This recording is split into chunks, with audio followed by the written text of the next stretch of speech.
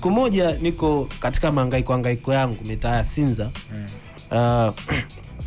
Unajua pale lebo tulipokuepo kuna wale machawa nini wa mabosi na nini. Yeah, so katika siku mihangaiko yangu bana, hapo nishasanda muda mrefu sana, nimetoka sina maisha, sijaachia wimbo, niko street naangalia namna ya kujitafuta, ni kujirudisha tena na upya. Nimekaa Sinza kijiwe fulani hivi. Akaja, of course nilikuwa ni nje ya club. Unajua Sinza kuna club nyingi sana. Club za kumwaga. Basi tumekaa na wanangu piga mastori. Akapita mshua mmoja ambaye one of the chawa, alikuwa ni chawa wa mshua pale lebo. Sasa kwa sababu mimi sina maisha na watu, of course si watu ambao wananifahamu, tumekuwa nao kama familia.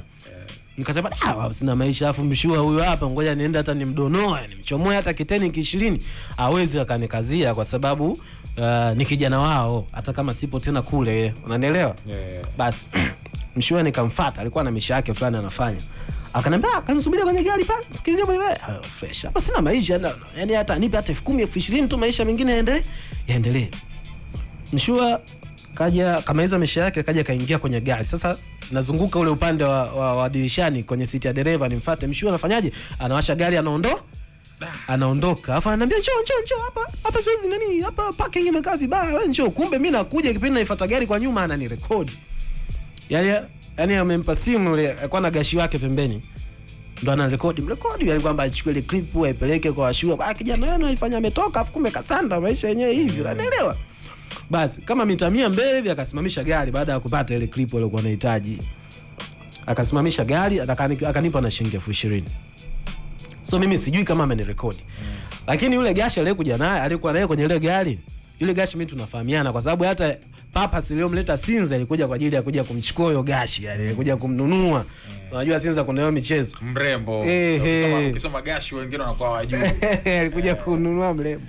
Sasa yule mrembo tunafahamiana, akaenda wakamalizana naye, karudi yule mrembo kanikuta mimi niko pale kijiweni tulipokuwa tumetulia na machizi. Akaniambia wewe Odong, yule jamaa kuna video amekuchukua, na video nimekuchukua mimi mwenyewe nilipokuwa kwenye gari yake.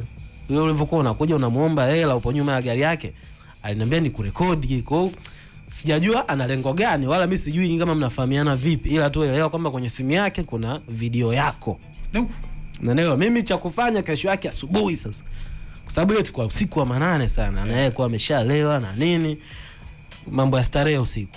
Asubuhi yake mimi sinapajua ofisini kwake Sinza, ni mtu anaduka pale Sinza. So ilibidi nitoke mkuku. Yani anafika ofisini kwake kufungua duka, mimi ananikuta niko pale nje.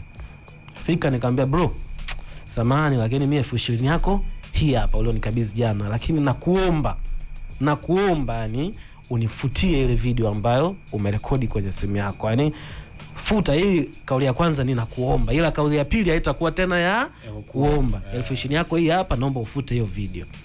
Basi kwa aibu yani ndo ile akaenda. Lakini dogo, mbona haikuwa kwa ubaya? Sijui. Nikamwambia hamna, sawa, mwenye najua haikuwa kwa ubaya, lakini wewe ifute tu. Basi akaifuta. Yeah.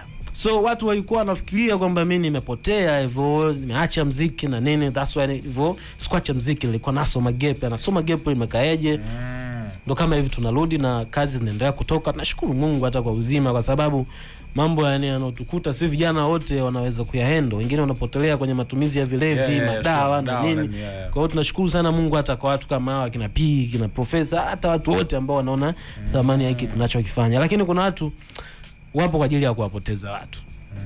Yeah. I say pole sana Odong, na this is one of the touching stories ambazo leo umetusimulia. Bana FM.